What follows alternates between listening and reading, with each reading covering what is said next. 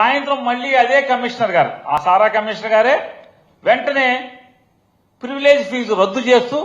కాగితం పంపిస్తాడు. మళ్ళీ మామూలుగా ఏం చేయాలి, నీతిమంతుడు చంద్రబాబు నాయుడు గారు కదా, ఎవరా నువ్వు రాసుకెళ్ళి తోలు తెస్తా,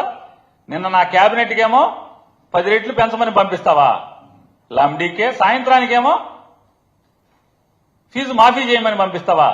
అని కర్రొడ్డుచుకుని మామూలు తంతాడు కదా ఎవడైనా. అయితే ఏం చేస్తారు, నీతివంతమైన చంద్రబాబు గారు లాగా నీతి కబుర్లు చెప్పేటువంటి ముఖ్యమంత్రి అయితే ఏం చేస్తారు, రాస్కెల్ నిన్నేంట్రా నువ్వు 10% పెంచమని పంపించావు ప్రివిలేజ్ ఫీజు సారా కోట్ల మీద, సాయంత్రానికి మా క్యాబినెట్ అయిన సాయంత్రానికి నువ్వు అవి రద్దు చేయమని నోటు పంపిస్తావా అని చెప్పి కదా మాట్లాడాలి. దాన్ని క్విక్ ఐక్ మనకుండా ఆమోదించేస్తారు. వెంటనే ఎక్సైజ్ కమిషనర్ సర్క్యులర్ ఇచ్చేస్తాడు. సర్క్యులర్ ఇచ్చేశాక అప్పుడు గుర్తుకొస్తుంది, మనం సర్క్యులర్ ఇచ్చేశాం కదా తొందరపడి ఆమ్యామ్యాలకి చిలకొట్టుడికి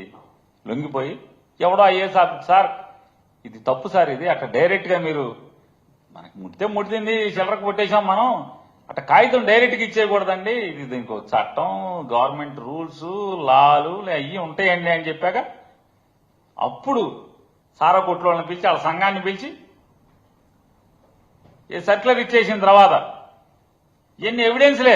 మొత్తం కాగితాలు ఉన్నాయి, ఎన్ని ఎవిడెన్స్లే, నేనేది నేను ఊరికి నోటితో చెప్పట్లా, మీకులాగా జగన్ గారి మీద సారా కేసు అంటున్నారు కదా, ఆ కేసుతో నోటితో చెప్పింది కాదు, మొత్తం కాగితాలే మీ ఫైల్స్ మొత్తం